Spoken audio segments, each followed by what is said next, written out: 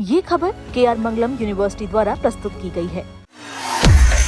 क्या अमेरिका और ईरान के बीच छिड़ने वाली महाजंग अब हमेशा के लिए टलने वाली है?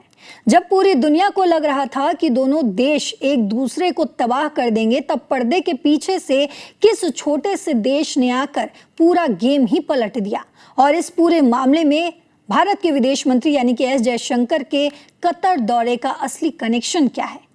पश्चिम एशिया यानी कि मिडिल ईस्ट से इस वक्त एक ऐसी बड़ी और राहत भरी खबर सामने आई है जिसने पूरी दुनिया के कूटनीतिज्ञों को हैरान कर दिया है।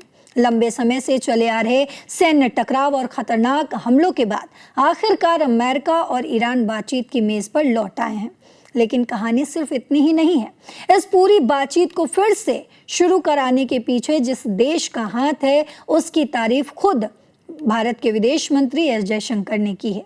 जरा सोचिए, जहां सबको लग रहा था कि पाकिस्तान इस मामले में कोई बड़ी भूमिका निभाएगा, वहीं कतर ने बाजी मार ली।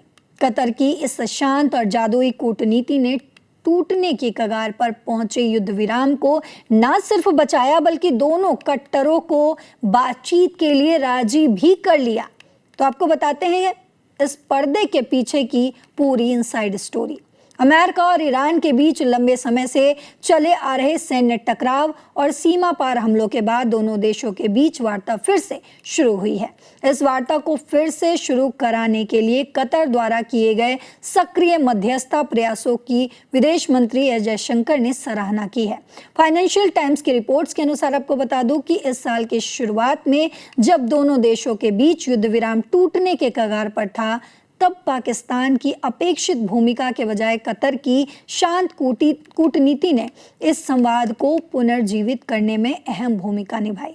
इस दौरान कतर अपने विवेक, पहुंच और निरंतर सहभागिता को मिलाकर एक प्रमुख मध्यस्थ के रूप में उभर कर सामने आया, जबकि वार्ता आखिरकार तटस्थ स्विट्जरलैंड के पारंपरिक स्थल पर लौट आई। हालांकि आपको ये भी बता दें कि कतर की पर्दे के पीछे वाली राजनयिक भूमिका को लेकर अंतर्राष्ट्रीय स्तर पर चर्चा तेज हो गई है, जिसने बातचीत को फिर से पटरी पर लाने में अहम भूमिका निभाई। अपनी कतर यात्रा के दौरान विदेश मंत्री एस जयशंकर ने कतर के प्रधानमंत्री और विदेश मंत्री शेख मोहम्मद बिन अब्दुल रहमान अल थानी से मुलाकात की। दोनों नेताओं ने ऊर्जा, व्यापार, निवेश और लोगों के बीच संपर्क जैसे मुद्दों पर बात करते हुए द्विपक्षीय रिश्तों की पूरी समीक्षा की और साथ ही आपसी हित के क्षेत्रीय और वैश्विक मुद्दों पर भी चर्चा हुई। गौरतलब है कि भारत के विदेश मंत्री जयशंकर की ये खाड़ी यात्रा ऐसे समय में हुई जब पश्चिम एशिया में राजनीतिक हालात तेजी से बदल रहे हैं। ये बदलाव अमेरिका ईरान के बीच हुए नए समझौते के बाद आए हैं। इस समझौते का आपको बता दें कि उद्देश्य संघर्ष खत्म करना और वॉशिंगटन तेहरान के बीच बातचीत को फिर से शुरू करना है।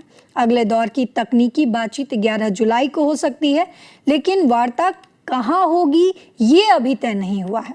इस बैठक के दौरान सुरक्षा मुद्दों पर बातचीत होने की उम्मीद है, जिसमें स्ट्रेट ऑफ हॉर्मुज में शांति बनाए रखने के प्रयास भी शामिल हैं। 11 जुलाई की बैठक का उद्देश्य 2 सप्ताह पहले हस्ताक्षरित इस्लामाबाद समझौता ज्ञापन के तहत स्थापित ढांचे को आगे बढ़ाना है। इस समझौते के तहत दोनों पक्षों को ईरान के परमाणु कार्यक्रम पर व्यापक डील के लिए 60 दिन का समय दिया गया है। तो आपको बता दूं कि अब पूरी दुनिया की नजरें आने वाली 11 जुलाई पर टिकी है, जब इस ऐतिहासिक समझौते के तहत अगले दौर की बेहद महत्वपूर्ण तकनीकी बातचीत होने वाली है। हालांकि ये बैठक कहाँ होगी, इस पर से सस्पेंस अभी हटा नहीं है, लेकिन मकसद साफ है, स्ट्रेट ऑफ हॉर्मुज में शांति बहाल करना और अगले 60 दिनों के भीतर ईरान के परमाणु कार्यक्रम पर एक पक्की डील तैयार करना। भारत के नजरिए से देखें तो विदेश मंत्री एस जयशंकर का यह कतर दौरा बेहद अहम है, क्योंकि मिडिल ईस्ट में शांति रहने से हमारे व्यापार और ऊर्जा सुरक्षा को सीधा फायदा मिलता है। तो आपको क्या लगता है कि कतर की इस मध्यस्थता के बाद अमेरिका और ईरान हमेशा के लिए अपने मतभेद भुला देगा? क्या 11 जुलाई को ये बातचीत सफल हो पाएगी? आपको जो भी लगता हो अपनी राय, अपने विचार कमेंट बॉक्स में जरूर लिखते जाएं।